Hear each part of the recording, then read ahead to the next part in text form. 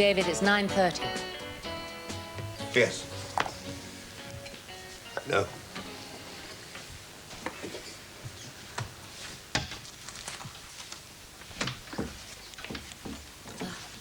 Where's J. Henry?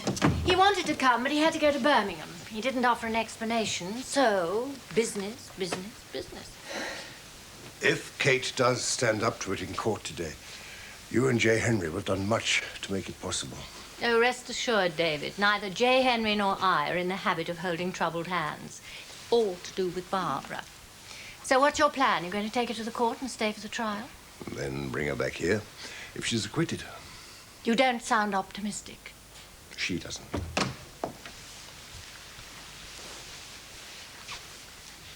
Shall we go?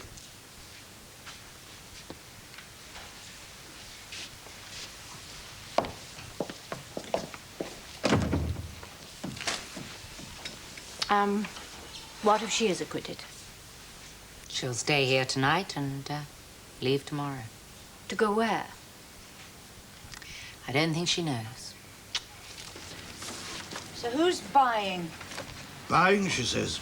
I believe they're buying when the name goes on the contract. Up until then, they're time wasters, all of them. Oh, surely not. Don't differentiate. Put them all in one bracket. Then you won't be worried about it. We need April to December of last year. April, December last year. Gosh. What do they do with them all? Nothing, I suspect. They take them away, they bring them back, and then they thank you. But Mr. Pollard, on the other hand, might like to keep his accountants busy.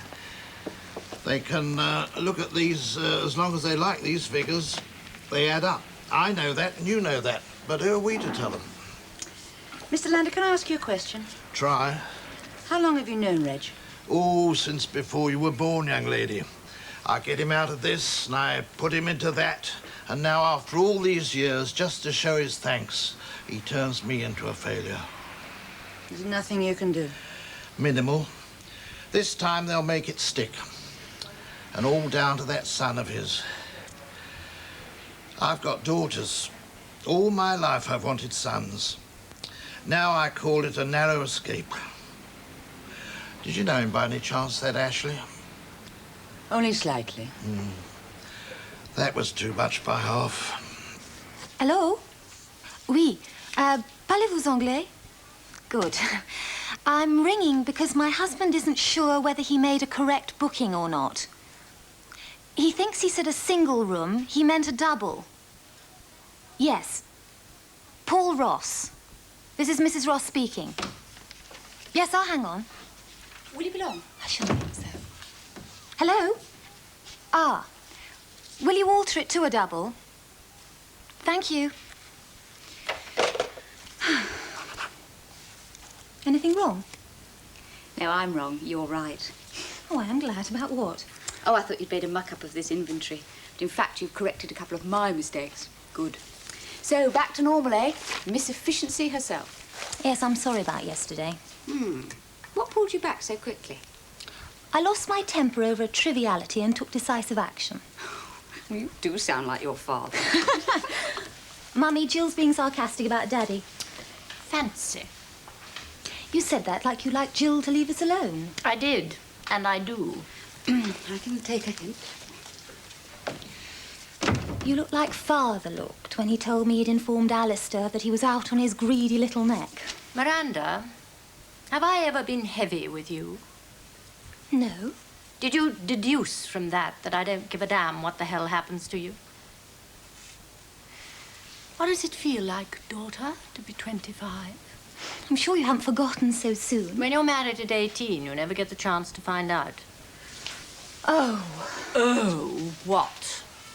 Oh, you and Daddy have been fighting again. No, Daddy and I have not been fighting. Mummy doesn't want to.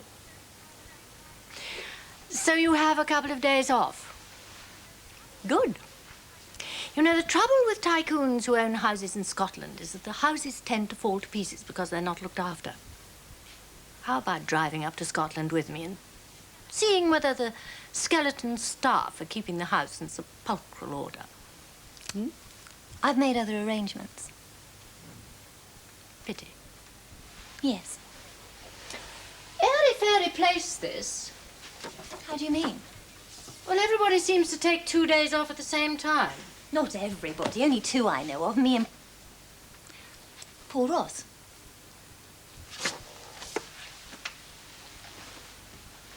Don't do this, Miranda. Don't do it. Do what? If you don't know what I'm talking about, all well and good. But if you do, back off, Miranda. Just back off. I'm in the wrong job, do you know that? Reg knew a thing or two. Nice young girls waiting on him hand and foot. Definitely the wrong job. Well, I'll be in touch, right? Thank you very much. Nice to have met you, miss. I shall recommend your coffee. Not to mention my biscuits. Hey, why on earth did he take all that stuff with him? Those are the sales figures for the last 3 years.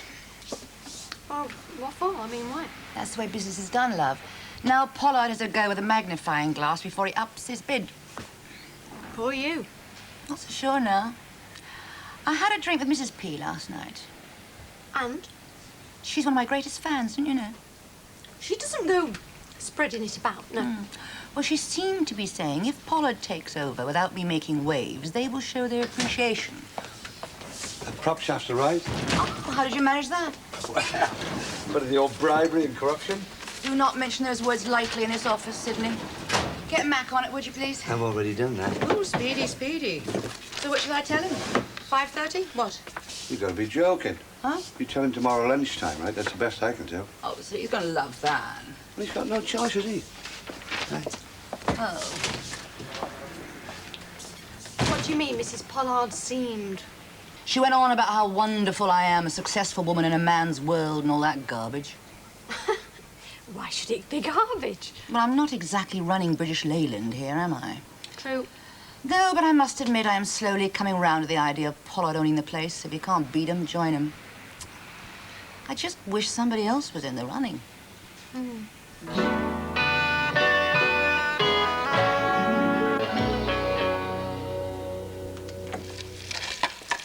Celebration time. So, you got off. No, I got 2 years.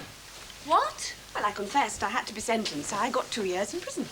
Sentence suspended. Oh, so you were right. Clever girl. Did you know it was going to turn out like this? More or less. All right, lady novelist. Tell them what you said to me. Well, if it hadn't been for your so-called confession, Kate, there wouldn't have been a trial at all. And what did the judge say about perjury? Did he rap you heavily over the knuckles? Very heavily. Was it rough under cross-examination? My memory just seemed to vanish. So you became flustered? I couldn't remember anything definite about anything. Well, whatever you did that night, it became obvious today that you didn't do it with intent to kill. It's exactly what the judge said, and it took an hour or two longer. I'd have pleaded self-defense, got a pat on the back from the judge, and very probably an invitation to dinner. You'd have saved me a lot of suspense if you'd told me how it was going to turn out. It might not have turned out like that. You'd have been calm and collected and full of smart repartee as Valerie and got locked up. You realize what's happened, don't you? With the verdict of manslaughter, it is now open to Moran's daughter, Georgina, to fight the bequest of the casino. The last thing on Kate's mind was that damned casino. She told you she does not want it. But I do. So I've made a bid for it by transatlantic telephone, and Miss Moran has accepted it. Will you now please allow me to offer you a further contingency bid? You don't seem to understand that I won't touch something that's been left by a man whose death I feel responsible for. As far as I'm concerned, the casino is his daughter's. I'm not entitled to make a bid for it. So it looks like you'll get the wretched casino after all. Now, leave Kate alone. No, please stay. Thank you. I know that you meant well. You've all meant well. I just wouldn't have got through this without you all. Thank you. Cheers. Congratulations. Yes. There's no way I can fit a prop shaft and do a breakdown at the same time. I know. I don't suppose either of you fancy a couple of hours of overtime. Don't look at me, kid. I got a snooker match on. Not on the telly. At the Nag's Head. And I stand a good chance. So I don't want to ruin my little bridge in hand with that old prop shaft. I didn't know you were a sportsman, Sid. Me? I got a blue at Cambridge. Really? If I'd have got the pink and the black, I'd have won the game. So what's your excuse? Well, I'm easy. You mean you do it? I've got nothing else to do. Oh, you are a sweetheart. Thank you. Ah, hello, Mr. Banks. Good evening. Am I too late? That depends what for. Indicators on the blink. Oh, well, we can't have that, Mac. Take a look at Mr. Banks' car, would you please? Sure. Can I have your keys? Oh, yes. It's very good of you. I hope it's not too much. Well, I wouldn't count on it with my luck. Right, kid? Night-night. Give my love to Hurricane. What, Higgins? No, Smith. Ooh, it's parky, isn't it? Let's not stand here. Come on, let's go inside. Thanks.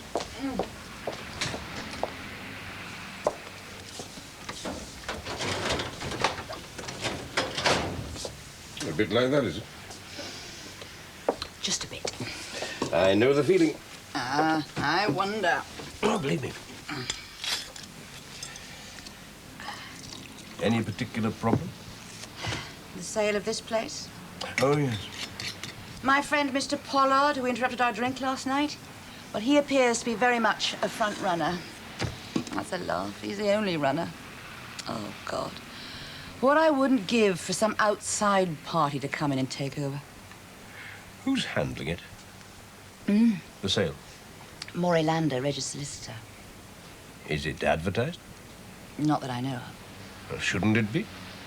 Well, maybe, but Reg needs a quick sale, so Pollard will probably get it. Maybe I can help. How? Well, we handle insurance and property development in quite a big way. If you like, I'll put out some feelers for you. That's worth a try. But you'll have to move fast. I have been known to in my time. There might be a few calls for me from abroad while I'm away, so here is my Paris number if it sounds important, all right? But only a Paris number. Would you care to look? Did you know that Jill wanted to see you? Yes, I hear. But doesn't she know that I've taken a couple of days off and that I have been off for the last hour? She's in there.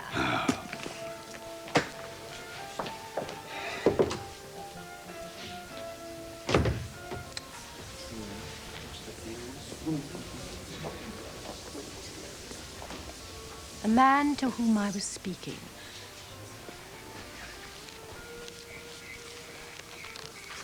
I haven't got time to sort all of these out, but Miranda has all the details in her head. She'll fix it, all right? Yes, but Miranda's going off for a couple of days. So I hear, but unlike Paul Ross, she hasn't got an aeroplane to catch. Off to Paris? That's right. Do have fun, whoever she is. No, Miranda, this problem is yours. I'm off myself now. Oh, yes, but look, you or Paul have got to do it. Paul's just buzzed off. It'll only take about an hour. I haven't got the time, Jill. I've got a hired car waiting. Well, David, you blow up if it's not done. Oh, then I'll take it with me and call you. Be a pal, Jill. Oh, you and Paul, you're just a pair of drags. I'm always having to help one or the other of you. Keep it up. You'll be off to Paris yourself with him soon. So you think he might have company this time? I shouldn't be at all surprised. You know the sort of person he is and the sort of place Paris is. Look, if I do get stuck on this, where can I ring you? I can't remember the number offhand. Look, I'll call you before you go to bed. Yeah, well, remember I go off duty at 11. Oh, I'm sure I'll be well tucked up by then.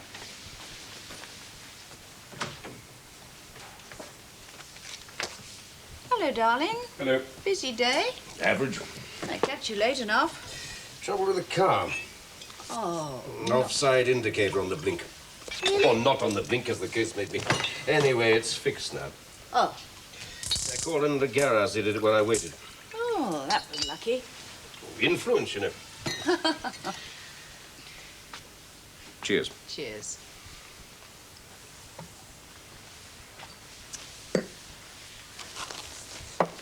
I phoned the motel this afternoon. What? You know, where Kath works. Oh, yes. What for? Well, to talk to her, of course. It occurred to me this morning. that if we can get her back on our side, we might be in with a chance, don't you think? What? Aren't you even listening? Well, of course I am. In with a chance of what? Talking them out of this wretched test tube nonsense. Oh, we're back to that, are we? Well, if you think I'm going to leave it alone. Look, all the indications are they're not going to do this thing lightly. They've checked on it, they've had medical advice. It's something they desperately want, desperately need. And I do not see that we have the right to interfere in any way whatsoever. That is typical, absolutely. If there's something unpleasant, turn the other way, pretend it isn't there. Look, if we are firm and sensible about this, we can win them round. I mean, that's the trouble with young people these days. They're swept away by things they read in the newspaper. I mean, what'll be the next thing? It'll be twins or triplets. Oh, for heaven's sake. And you'll just sit there and nod your head in agreement. Let's leave it, shall we? I've had a long day. All right. I'm not going to give up. I know. Nancy Harrington phoned. Oh? Drinks tomorrow night. I might be tied up. But I promised. Is it so desperate? Darling, they're going to Mombasa on Monday. Then we can have drinks with them when they come back. Oliver, what is the matter with you? Not a single thing. What have you got on tomorrow night?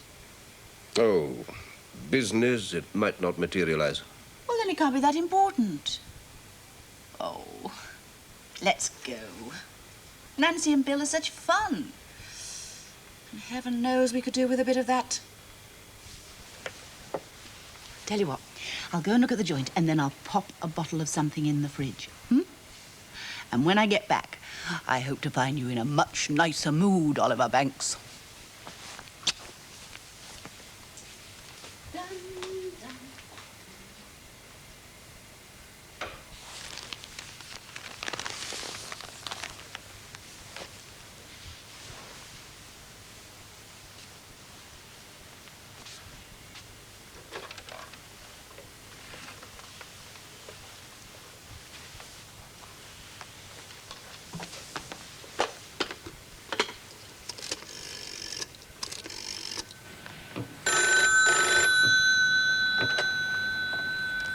Crossroads Garage. Hello, can I help you? Hello. I'm a very busy lady, hello? Look, if you're playing games, try somebody else, okay? No, I'm not playing games.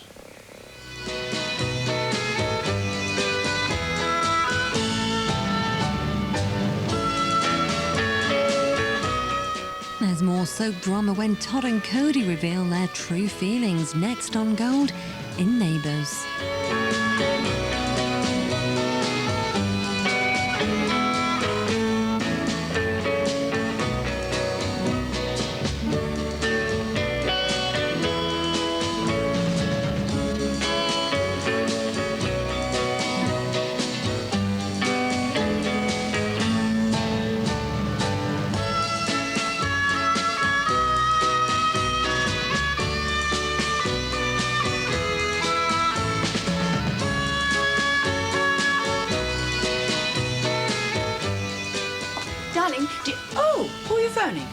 Oh, trying to get the Harringtons.